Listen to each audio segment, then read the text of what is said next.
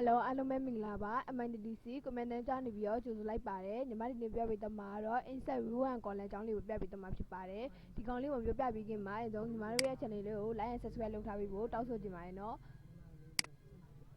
ဒီကောင်လေးအရင်ဆုံးမရှင်းပြခင်မှာဒီညလေးမှာ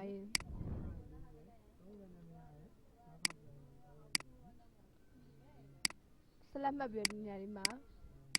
ဒီကြတဲ့ပုံစံလိုမျိုးထည့်ပေးလို့ရပါတယ်နော် keyboard ပွားဆိုလို့ရှိရင်တော့ဒီမှာ control F ညဒီမှာဆိုရင် keyboard ပွား control E မျိုးတစ်ခုချင်းလိုက်မိမိတိုင်းတဲ့နေရာမှာလိုက်ချပေးလို့ရပါတယ်ချပြီးတော့ရှင်တော့ဒီမှာဇာတ်ခွက်လေးရေသုံးဆွဲပါမယ်ဒီဇာတ်ခွက်ဆွဲမယ်ဆိုလို့ရှိရင်တော့ insert ထဲကိုဝင်လိုက်ပါ insert ထဲမှာဆိုလို့ရှိရင်ဒီမှာ table ဆွဲနေရာဒီမှာဇာတ်ခွက်ဆွဲပါမယ် table ကိုနှိပ်လိုက်နှိပ်ပြီးတော့ရှင် sorry ဒီမှာဆက်လက်ပေးထားလို့မရပါဘူး insert table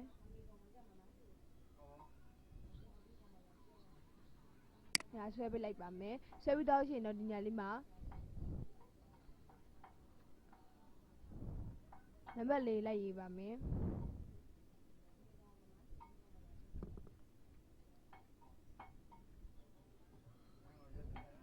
ပြုတ်ပွားဒီမှာ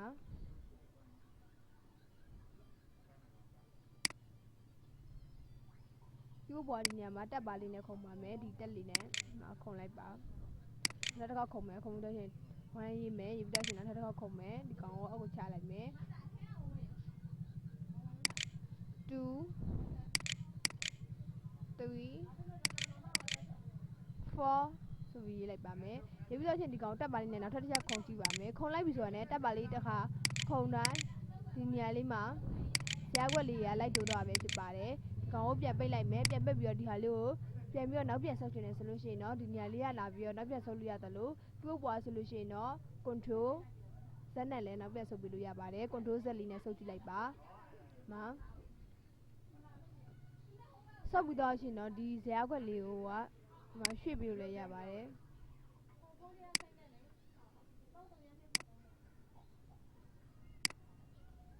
ညမှာဒီဇာတ်ခွက်လေးကိုအလဲကလေထပ်တိုးပါမယ်တိုးမယ်ဆိုလို့ရှိရင်တော့ဒီညမှာအဝိုင်းပုံစံလေးပြပါတယ်ဒီဟာနှိပ်လိုက်ပြီဆိုလို့ရှိရင်တော့ဒါကကြောက် row လေးကိုတိုးပေးတော့ဖြစ်ပါတယ်တကယ်လို့ဒီဟာပဲတိုး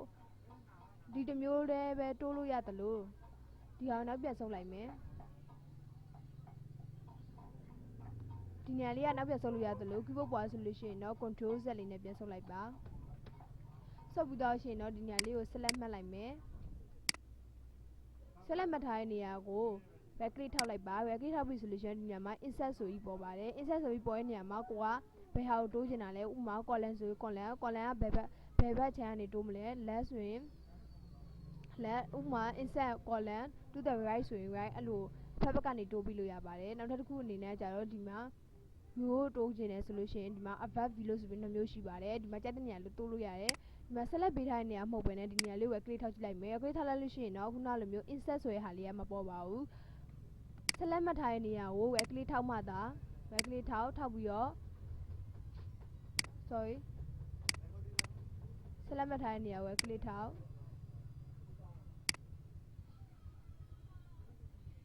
ညမှာဆက်လက်ပေးတဲ့နေရာကို click ထောက်မှသာ insert ဆိုတဲ့ဟာလေးကပေါ်လာပြီဖြစ်ပါတယ်ပေါ်လာပြီဆိုလို့ရှိရင်တော့ဒီ၃ခုကိုကိုကဘယ်နှခုဘယ်လိုတိုးချင်တာလဲ column တိုးချင်တာလား row တိုးချင်တာလားတိုးချင်တဲ့နေရာလေးကိုနှိပ်လိုက်ပါနှိပ်ပြီးတော့ရှင်ဒီမှာအပေါ်အောက်ပေးထားပါတယ်ဒီမှာအဘက်ကိုနှိပ်ပြီးလိုက်ပါနှိပ်ပြီးလိုက်ပြီဆိုလို့ရှိရင်တော့အပေါ်မှာ၃ခွက်လေးနေရာတိုးလာတာဖြစ်ပါတယ်နောက်တစ်ခုအနေနဲ့အောက်မှာအောက်ကနေရာ၃ခွက်ကိုတိုးချင်တယ်ဆိုလို့ရှိရင်တော့ဒီနေရာလေးမှာပဲ click ထောက်ပြီးတော့ရှင် insert ဆိုတဲ့နေရာမှာ insert row below ကိုနှိပ်ပြီးလိုက်ပါနှိပ်ပြီးလိုက်ဆိုတော့အောက်မှာ၃ခွက်လေးတိုးသွားပြီဖြစ်ပါတယ် control Z နဲ့နောက်ပြန်ဆုပ်လိုက်မယ်ဆုပ်ပြီးတော့ရှင်တော့ဒီနေရာလေးမှာအပေါင်းလက္ခဏာလေးပေါ်ပါတယ်ပေါ်တဲ့နေရာကိုဒီလိုနှိပ်လိုက်ပြီးဆိုတာနဲ့ဒီမှာ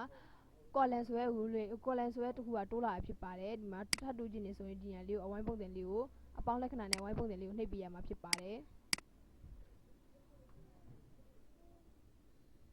control Z နဲ့နောက်ပြန်ဆုပ်လိုက်မယ်ဒီမျိုးတိုးလို့ရတယ်လို့ဒီမှာဆက်လက်မှတ်လိုက်ဆက်လက်နှစ်ခုလောက်မှတ်လိုက်မယ်မှတ်ပြီးတော့ရှင်ပဲ click ထောက် click ထောက်ပြီးတော့ insert ဆိုတဲ့နေရာကိုနှိပ်မယ်နှိပ်ပြီးတော့ရှင်ရော column တိုးခြင်းနဲ့ကိုကဘယ်ချမ်းကိုတိုးခြင်းနဲ့ဆိုလို့ရှိရင်တော့ insert column to the left ကိုနှိပ်ပြီးလိုက်ပါနှိပ်ပြီးလိုက်ဆိုလို့ရှိရင်တော့ဒီမှာဘေးဘက်ချမ်းလေးမှာဇာတ်ခွက်လေးတစ်ခွက်တိုးလာဖြစ်ပါတယ်နောက်တစ်ခုအနေနဲ့ဒီကောင်ကို select တစ်ခုမှတ်မယ်မှတ်ပြီးတော့ရှင်တော့ click ထောက်လိုက်ပါ click ထောက်ပြီးတော့ရှင် insert ဆိုတဲ့နေရာမှာ insert column to the right ကိုနှိပ်ပြီးလိုက်ပါနှိပ်ပြီးလို့ရှင်တော့ဒီမှာ ညာဘက်ချမ်းလေးမှာဇရပ်ကွက်တွေတခုတိုးလာဖြစ်ပါတယ်တိုးလာပြီဆိုလို့ရှိရင်တော့အဖက်ဘက်ကလုတ်ကြည့်ပြီးသွားပြီတကယ်လို့ဒီဟာကိုပြန်နေရာရွှေ့ကျင်နေဆိုရင်တော့ဒီနေရာလေးကကင်ပြီးတော့ဒီမျိုးရွှေ့ပြလိုက်ပါ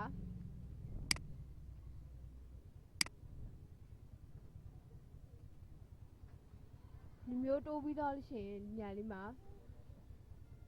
ဒီဟာကိုကာလာထည့်လို့ရပါတယ်ကာလာထည့်ခြင်းနဲ့ဇရပ်ကွက်လေးကာလာထည့်ခြင်းနဲ့ဆိုလို့ရှိရင်တော့ဒီနေရာလေးကိုလာလိုက်ပါလာပြီးတော့ရှိရင်တော့ဒီဇရပ်ကွက်လေးမှာ border and shading ဆိုပြီးပေါ်ပါတယ်ဒီ shading နေရာမှာကိုကဘယ်နေ style ကိုရွေးပါမယ်ကြိုက်တဲ့ပုံစံကိုရွေးပြလို့ရပါတယ်ဒီကြောင့်နှစ်ကြောင်းပုံစံမျိုးရွေးလိုက်မယ်ရွေးပြီးတော့ရှိရင်ဒီမှာ color box လေးမှာမိကြိုက်နေတဲ့ color ကိုထည့်ပြလို့ရပါတယ်ဥမာဒီ color လေးကိုထည့်လိုက်မယ်ထည့်ပြီးတော့ရှိရင်တော့နေရာလေးမှာ color လေးကဝင်သွားပြီဖြစ်ပါတယ်ဝင်သွားပြီဆိုလို့ရှိရင်ဒီမှာ okay ကိုနှိပ်ပြလိုက်ပါနှိပ်ပြလိုက်ပြီဆိုတော့ね select ပေးထားတဲ့နေရာတစ်ခုလုံးက color ဝင်သွားပြီဖြစ်ပါတယ်ဒီလိုဒီ color လေးကိုပြန်ပြီးတော့ကိုကပြောင်းချင်တယ်ဆိုလည်းရပါတယ်เนาะမိကြိုက်နေတဲ့ color ကိုပြောင်းပြလို့ရတယ်เนาะဒီမှာအလဲကွက်လေးမှာဒီမှာဇရပ်ကွက်ထဲမှာကာလာထည့်ယူလိုက်ရပါတယ်ဒီမှာမိကြိုက်တဲ့ကာလာထည့်ပြလိုက်ပါเนาะထည့်ပြီးတော့ရှင်เนาะနောက်ထပ်တစ်ခုဘော်ဒါရဲ့ shading ကနေပြီးတော့နောက်ထပ်တစ်ခုပြောင်းကြည့်ပါမယ်အရင်ဆုံးဒီကောင်ကိုတစ်ခုမိလောက်တော့မယ်ဆိုလို့ရှိရင်အရင်ဆုံးလုံးမဲ့နေရာလေးကို select ပေးလိုက်ပါ select ပေးပြီးတော့မှလုံးလို့ရမှာဖြစ်ပါတယ် select မပေးဘူးဆိုလို့ရှိရင်တော့လုံးလို့မရပါဘူးเนาะဘော်ဒါရဲ့ shading လေးကိုဝင်လိုက်မယ်ဝင်ပြီးတော့ရှင်ဒါကြောင့်အဆက်လေးနဲ့ပုံစံကိုလုပ်ပေးလိုက်မယ်လုပ်ပြီးတော့ရှင်ကာလာပြောင်းကြည့်မယ်အဝါရောင်လေးပြောင်းလိုက်မယ်ဒီမှာအဝါရောင်လေးပြောင်းသွားပြီဖြစ်ပါတယ်ပြောင်းသွားပြီဆိုလို့ရှိရင်တော့ okay ကိုနှိပ်ပြလိုက်ပါဒီညမှာအဝါရောင်လေးပြောင်းသွားပြီပေါ့နော်ဒါကကြတော့ insert row and column ကြောင်းလေးပဲဖြစ်ပါတယ်ဒီသင်္ကန်းဒီဟာလေးကိုကိုကတင်ထားခြင်းတယ်ပေါ့နော်တင်ထားခြင်းတယ်ဆိုလို့ရှိရင်တော့ file ကနေပြီးတော့ save ဆိုပြီးနှိပ်ပြလိုက်ပါနှိပ်ပြီးတော့ရှင်တော့မိသိမ့်မဲ့ file ကိုဝင်လိုက်မယ်ဝင်ပြီးတော့ရှင်ဒီညမှာ insert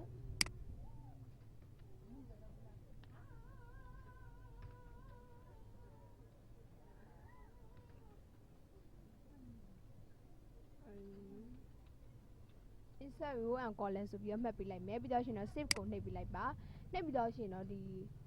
မျိုး insert row and column လေးကိုလုတ်တက်မယ်လို့ထင်ပါတယ်ဒီသင်ခန်းစာလေးကိုကြိုက်နေတတ်တယ်ဆိုလို့ရှိရင်တော့ like and subscribe လေးလုပ်ထားပေးပါဦးเนาะကြည့်ရှုပေးရတဲ့အတွက်လည်းအားလုံးကျေးဇူးတင်ပါတယ်